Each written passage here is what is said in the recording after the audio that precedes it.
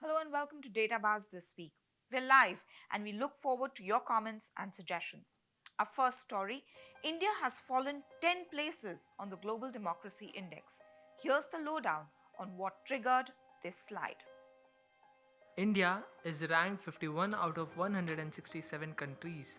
हम भारत का नागरिक है तो अभी कैसे जीने का है हम लोग हमारा नाम तो काट दिया Exclusion of 1.9 million in Assam under NRC. कुछ भी नहीं बचा है कश्मीर में सारा कुछ खत्म हो चुका है कश्मीर में Lockdown of Kashmir after stripping off its special status. These were among the acts by India's BJP led government that dragged India 10 places down on the Global Democracy Index. India is listed as a flawed democracy, as is the United States. 2019 was a year of democratic setbacks and global protests. Before we proceed, a big thank you to all of you for watching our stories and sending us your feedback on YouTube, Twitter, Instagram, Facebook, and WhatsApp.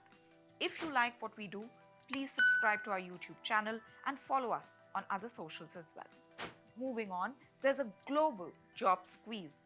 Nearly 500 million people around the world either do not have jobs or access to the labor market or enough work. What's worse, the situation is not likely to improve for the next 2 years. 188 million people across the world are unemployed. This is almost equal to the population of Nigeria, the world's seventh most populous country. But being employed does not always mean adequate income or decent working conditions. That is why, from the 3.3 billion people like us who have jobs globally, many engage in work without social protection and are in the informal sector. Slowdown in the world economy, especially the manufacturing sector, is one of the causes of global unemployment.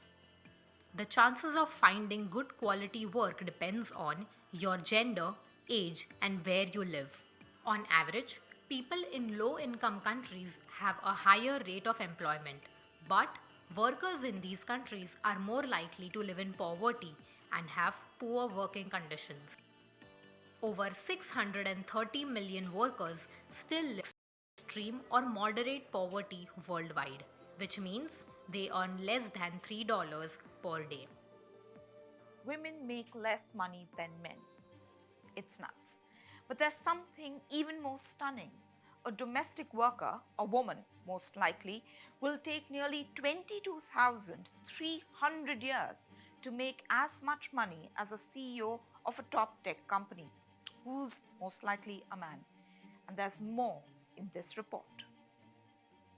The wealth of 2,153 billionaires worldwide is more than the combined wealth of 60% of the world's population.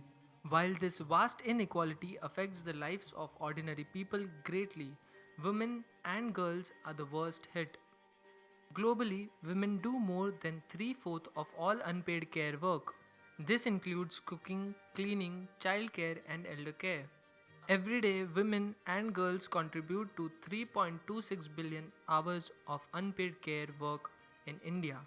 The economic cost of this labor is 19 lakh crore rupees a year. Women seem to get a raw deal everywhere, even when it comes to climate change. Women are most affected by it. In fact, climate change and our inability to respond to it decisively is one of the biggest threats that we face in 2020. Failure to act on the climate crisis is the biggest threat the world faces, bigger than even financial meltdown or war. Out of 181 countries, India is the fifth most vulnerable country to climate change.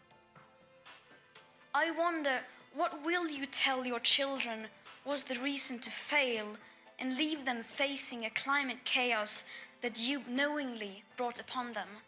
Child kidnappings are up according to the latest All India crime numbers from the NCRB. 2018 saw a sharp rise in the number of child kidnappings. Over 63,000 children were kidnapped. That's an 11% jump when compared to 2017. Nearly a third of all the kidnapped children were from Maharashtra and Uttar Pradesh. These are the states with highest number of child kidnapping cases. Most of the minors who were kidnapped were girls in the age group of 16 to 18 years. 2018 saw a series of lynching across the country fueled by child kidnapping rumors on WhatsApp. And finally, India's national carrier, Air India, is up for sale. All of it this time around. Now take a trip down memory lane with us.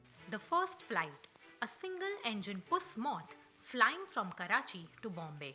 The pilot, JRD Tata. The flight carried a precious load of mail and landed on a grass strip at Juhu. In 1933, its first full year of operation, Tata Airlines flew 160,000 miles, carried 155 passengers and 10.71 tons of mail. For the next few years, carrying mail was the main source of revenue for the airline. The origins of the Maharaja in the skies, the good times and the bad.